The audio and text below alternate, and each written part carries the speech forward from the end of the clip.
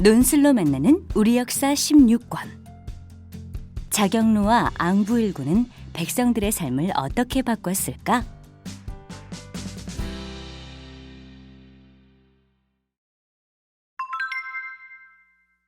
앙부일구에는 어떤 원리가 숨어 있을까? 이 시계는 커다란 손 모양에 안에는 많은 가로줄과 세로줄이 그어져 있사옵니다. 복잡해 보이지만 그 사용법은 간단하옵니다. 먼저 시계바늘의 끝을 북극성을 향하게 놓습니다. 하늘에 떠 있는 태양의 위치는 시간에 따라 하루에도 계속 바뀌지요? 그때 여기 있는 이 시계바늘의 그림자 위치도 일정하게 변하게 됩니다. 바로 이렇게 말이옵니다. 그러니 시계로 사용할 때에는 그림자 끝을 손가락으로 짚습니다.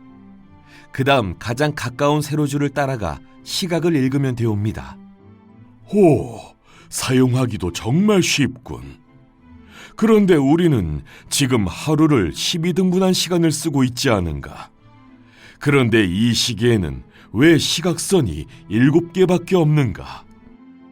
그림자는 해가 있을 때만 생기는 것이므로 이 시계는 낮에만 쓸 수 있사옵니다. 그래서 그림자가 생기지 않는 밤에 해당하는 선은 필요 없겠지요. 어차피 해가 지면 사람들도 많이 활동하지 않으니 크게 불편하지는 않을 것으로 생각되옵니다.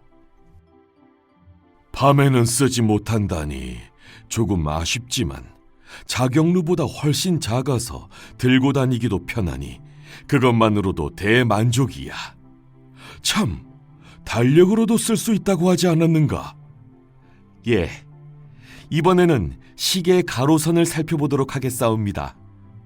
우리 조선은 1년을 24절기로 구분하고 있지 않사옵니까? 그 24절기의 이름을 이 시계의 가로선 양 끝에 적어두었사옵니다.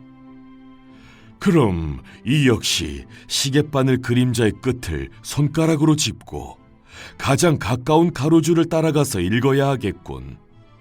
그렇사옵니다. 그런데 이상하군. 24절기를 나타내는데 가로선은 어찌하여 13개뿐인고? 예, 지금부터 그 부분에 대한 설명을 올리겠사옵니다. 황공하오나 전하, 24절기가 무엇에 따라 나눈 것인지 알고 계시옵니까? 허허, 알다마다. 하늘에 떠 있는 태양은 우리가 서 있는 이 지구를 중심으로 돌고 있지. 이렇게 지구를 기준으로 봤을 때 태양이 1년 동안 하늘을 한 바퀴 돌고 제자리로 돌아오면서 만드는 태양의 길을 황도라 부르지. 그 황도를 24개 지점으로 쪼개어 태양이 각 지점을 지날 때를 24절기로 정한 것이 아닌가? 예, 정확하게 알고 계시옵니다. 그 결과 태양이 가장 높이 떠서 그림자의 길이가 가장 짧아지는 때는 하지가 되고, 반대로 그림자의 길이가 가장 길어지는 때가 동지가 됩니다. 그렇지. 그래서 앙부일구의 가로선 중 가장 아래쪽에 하지를 표시하고 가장 위쪽에 동지를 표시하였습니다. 과연 그렇군. 그렇다면 나머지 11개의 가로선에 22절기를 표시했다는 말인가? 예, 하지와 동지 사이에는 그림자의 길이가 서로 같은 절기가 생깁니다. 춘분과 추분뿐만 아니라 소한과 대설, 대한과 소설, 입춘과 입동, 입하와 입추, 망종과 소서 등은 각각 그림자의 길이가 같습니다. 그래서 굳이 따로 나누어 적지 않고 11개의 선으로 22절기를 표시했사옵니다. 옳거니. 이 앙부일구를 사람이 많이 다니는 해정교와 종묘 남쪽 거리에 설치하도록 하라. 참, 눈금 끝에 한자만 쓸 것이 아니라 12띠의 동물을 새겨놓도록 하라. 글을 모르는 사람들도 시간과 절기를 쉽게 알 수 있도록 말일세. 세종은 만족스러운 표정으로 말했습니다.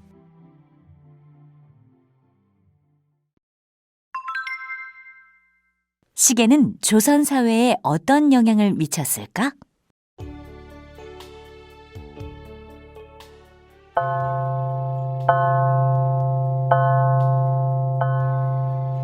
종루에서 33번의 종소리가 울렸습니다. 세종은 종소리를 듣고 잠에서 깼습니다. 벌써 8호로군. 통행금지가 풀렸겠어. 세종의 머릿속에 밤새 굳게 닫혔던 성문이 활짝 열리는 모습이 떠올랐습니다. 이제 백성들이 성문을 드나들기 시작했겠군. 보따리를 짊어지고 한양을 찾아온 장사꾼도 있을 것이고, 중앙에서 지방관청으로 소식을 전하러 가는 심부름꾼도 있겠지. 이렇게 또 하루가 시작되었어. 세종이 이런저런 생각을 하고 있는 사이 바깥에서 상선내시의 목소리가 들려왔습니다. 전하, 수라가 준비되었나이다. 바로 그때 묘시를 알리는 종소리가 울렸습니다. 정확하군. 들라하라. 세종은 간단한 아침 수라를 마치고 문안 인사를 받았습니다. 그러자 벌써 진실을 알리는 종소리가 울렸습니다. 어서 서둘러야겠군. 경연에 늦겠어. 경연은 대신들과 함께하는 아침 공부였습니다. 세종은 하루에 3번 집현전 학사들과 함께 유교 경전을 읽고 토론하는 시간을 가졌습니다. 나랏일에 대한 좋은 의견을 나누기도 했죠. 세종이 집현전에 도착하자 집현전 학사들이 먼저 도착해 있었습니다. 그중 몇몇 학사들은 잠이 덜 깬 채 꾸벅꾸벅 졸기도 했습니다. 어젯밤에도 책을 읽느라 밤을 새웠나 보구려. 세종이 흐뭇한 듯 미소를 지었습니다. 송구하옵니다, 전하. 봐야 할 책들이 많아서. 허허허. 오늘은 공부도 공부지만 나라 돌아가는 일을 이야기하며 시작해 봅시다. 예, 전하. 참, 장영실이 만든 자경로와 앙부일구는 백성들의 생활에 도움이 되고 있어. 과인이 요즘 통 성밖에 나가보질 못해서. 세종이 물었습니다. 그러하옵니다. 시계가 곳곳에 놓이면서 백성들이 더 정확한 시간을 기준으로 생활할 수 있게 되었사옵니다. 소신 또한 큰 덕을 보고 있사옵니다. 덕을 보았다. 예, 소신이 며칠 전에 아들을 보았사옵니다. 아들이 응애하고 울며 태어나던 순간에 미시를 알리는 종소리가 들렸사옵니다.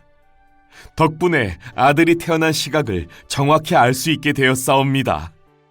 축하할 일이요. 또 어떤 일이 있었소?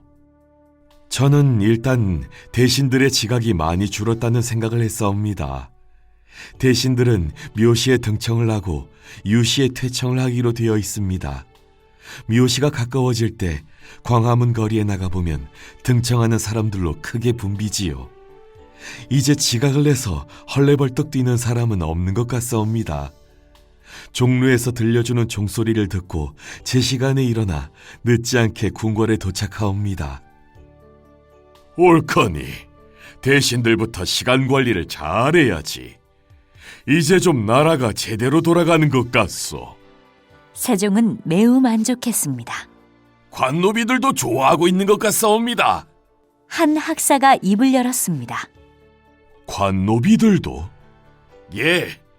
그동안은 시간을 정확히 알 수가 없어 대청 시간이 들쭉날쭉 고무줄 같았다고 합니다. 평소보다 오래 일한 것 같은데 퇴청 시간을 알리는 종이 울리지 않아 답답했던 적도 많았다고 합니다.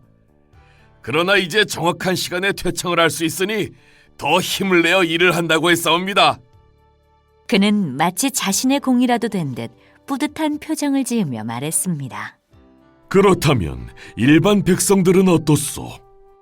세종은 기대감에 부푼 표정으로 물었습니다.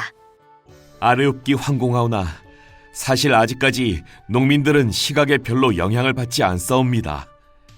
그들은 해가 뜨면 들로 나가 일을 하고 해가 지면 집으로 돌아오는 것을 반복하며 살아가고 있기 때문에 해가 뜨고 지는 모습이나 주변 경치의 변화만으로도 시간을 알기에 충분한 것 같사옵니다. 그렇다면 결국 시계는 일반 백성들에게는 큰 도움이 되지 못한 것인가? 세종은 기운이 빠진 듯했습니다. 하오나 전하, 앙부일구 덕분에 24절기를 제대로 알게 되어 농사를 짓는 입장에서는 큰 도움을 받고 있사옵니다. 언제 씨를 뿌리고 농작물을 돌보아야 할지 알게 되었기 때문이옵니다. 세종은 무릎을 탁 내리치며 말했습니다. 오, 농사를 짓는데 도움이 된다니 정말 다행이군. 백성들이 좀 더 잘 먹고 잘 살 수 있다면 그보다 좋은 일이 어디 있겠소. 앞으로 백성들을 위해 부지런히 노력해야겠소. 그러기 위해서는 여러분의 도움이 많이 필요할 것이니 더욱 힘을 내어 주시기 바라오. 성심을 다하겠나이다. 이후 세종은 시계를 비롯한 과학 분야에 더욱 관심을 가지고 연구를 지원했습니다. 그 결과 세종이 다스린 32년간 조선은 가장 눈부신 과학 발전을 이루었답니다.